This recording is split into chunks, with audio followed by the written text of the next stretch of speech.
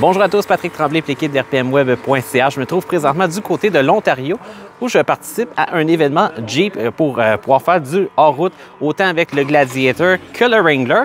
Et le véhicule que je vais vous parler, c'est celui qui se trouve juste ici en arrière de moi. C'est un Wrangler passablement modifié qui vous montre une panoplie d'accessoires qu'on peut avoir sur le modèle. Je vous montre ça à l'instant. Donc, comme on peut le voir, si on commence à l'avant, on a un pare-choc qui est peinturé bleu qui s'agence au reste des accessoires du véhicule. On a un treuil, des lumières auxiliaires au DEL. On a même des extensions d'ailes un petit peu plus larges qu'à l'habitude pour accueillir les pneus de plus grande dimension. On peut voir même qu'on a des roues bleues qui s'agencent au reste du véhicule. On a d'autres lumières aussi ici, même des essuie-glaces qui s'agencent au reste de couleur bleue. On a une prise d'air pour quand on veut franchir des obstacles dans l'eau.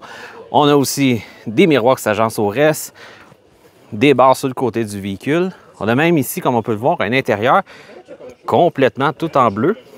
Au niveau du toit, on a un filet qui va nous protéger en partie du soleil, mais aussi, si exemple, il y a des feuilles ou quoi que ce soit qui pourrait tomber dans le véhicule quand on est en automne comme on est actuellement. Autre détail, on voit les portes ont été enlevées et remplacées par celle-ci, munies d'un petit filet qu'on pourrait dire. Et on a aussi, juste l'autre côté, des portes qui sont tubulaires. Donc, ce n'est qu'un exemple parmi tant d'autres des nombreux accessoires qu'on peut mettre sur un Jeep Wrangler. Le constructeur nous dit que Mopar, qui est la division accessoires chez Stellantis, pourrait accueillir ou possède jusqu'à 300 accessoires différents sur le véhicule. Donc, c'est très intéressant pour ceux qui veulent personnaliser leur véhicule.